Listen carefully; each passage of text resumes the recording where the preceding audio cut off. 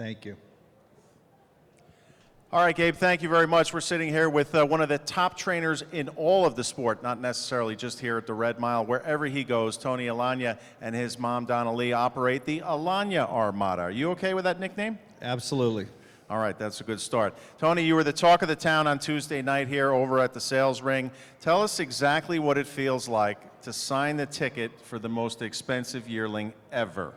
I mean, it was a very surreal experience as everything is going, and we're beginning the process of putting it together, you know, with the help of Brad Grant and of some other wonderful partners, Daniel Plouffe, of course, and Steve Heimbecker and a few others.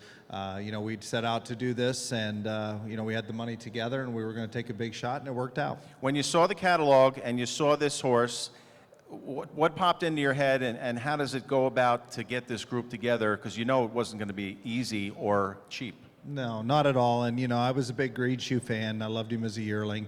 His original name was the Rifleman. And so Maverick fits right into that same, you know, MO as far as the names. And when I didn't get him bought, we bought Pilot at Discretion instead. So it didn't work out too bad for us as well. But I'm glad I got a chance to buy this colt. What did you like most about this colt? Everybody's got their secrets and how they evaluate him. But the first time you saw him, what popped into your head?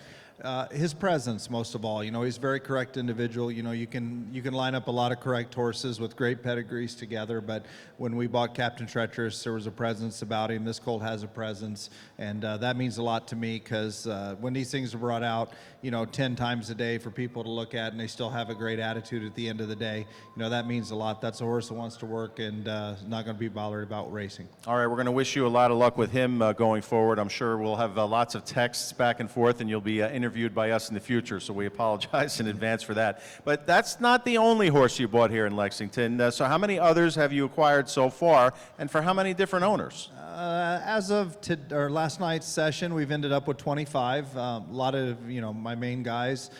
Daniel Plouffe came in on a couple, which has been nice, and the usual suspects, as we say, so I'm very happy that we have such a great following. How do you keep all those owners happy? It can't be easy. Yeah, I don't.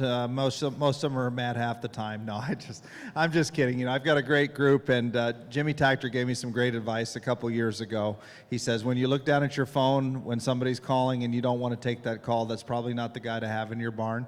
And I'm so blessed to have a bunch of people that I consider friends as well as clients, and they can call me any time of day or night, any time of the day, and I'm always happy to talk to them. All right, let's switch over to the racing side now. I know you have a lot of very pleasant memories here. Nobody starts more horses here than you. So how do you and your team actually schedule everything? There's training in the morning, there's warm-ups, there's paddocks, who's doing who's got to ship where. How do you do it, man? I've got a great staff, you know, right down here. I've had a lot of great success down here with people that I bring down here. They kind of run the show because they know I need to be out doing the yearling selection, meeting with clients. You know, everything's changing hourly when you're looking at yearlings. So, you know, they're able to take hold of things. And like I say, I couldn't be more blessed with the people that I have working for me. A couple of your top 2-year-old pacing colts are going to the gate tomorrow, Captain Midnight, and also Captain Barbosa, who had a tremendous win last week at odds of 6-1. Thank you, because I picked him.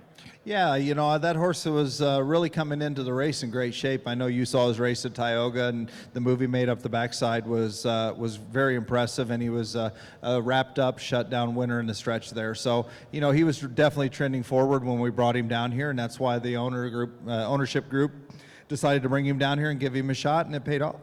American history has really come into his own over his past couple of starts. One at Harrington, one at Yonkers, which equaled the all-age mark there. I think he's going to have a real good time here over the Lexington Strip. Yeah, you know, he showed last year he really liked the surface down here. He won the Kentucky final. He won he won a division of the Bluegrass as well. So, you know, he has a liking to this track, and, you know, he couldn't come into the race any sharper. And a lot of times, as we've seen this week, horses coming from New York or Pennsylvania on the smaller tracks, they get down here on the clay and they really step up their game, and I'm hoping he does the same thing as well. Last week in the Bluegrass, you had both Treacherous Rain and Tall Drink Hanover in one of the big races as well. Treacherous Rain ended up winning it with a huge trip. Tall Drink Hanover, perhaps a little disappointing. Any backstory there? Yeah, she didn't fire. That's not her. She's just been razor sharp. She was coming into the race in a 5-race win streak.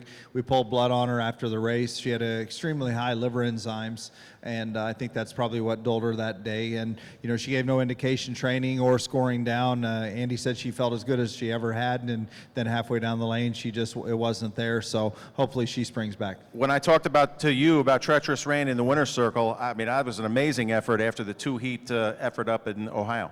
Absolutely. She raced so good in Ohio, and she came out of the race in great shape. And, she's sneakily put together such a good year. I mean, the mare's made almost $500,000. She won the Fan Hanover. She won in 48-3. So, the mare has just been ultra consistent. You've got Pilot Discretion in the Kentucky Futurity 127th edition, but the post gods were not kind. The post gods were not kind at all, and especially with 2 trailers, but that was the hand we were dealt. So, I think that he's probably going to have to float on out of there, and he probably will never see the rail, but, the horse is very sharp.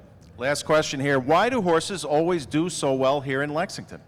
I think it's just the track surface, and the change of scenery. It's much more relaxing. A lot of horses seem to thrive on the relaxation here, and they get over this clay track when they're used to pounding on limestone, and it's just like a breath of fresh air to them. All right, thanks so much for taking a couple of moments. Good luck the rest of the weekend, and I guess we'll see you either up in Canada or back in Jersey. That sounds great. All right, Tony Alagna, ladies and gentlemen, one of the top trainers in all of the sport. Thanks again.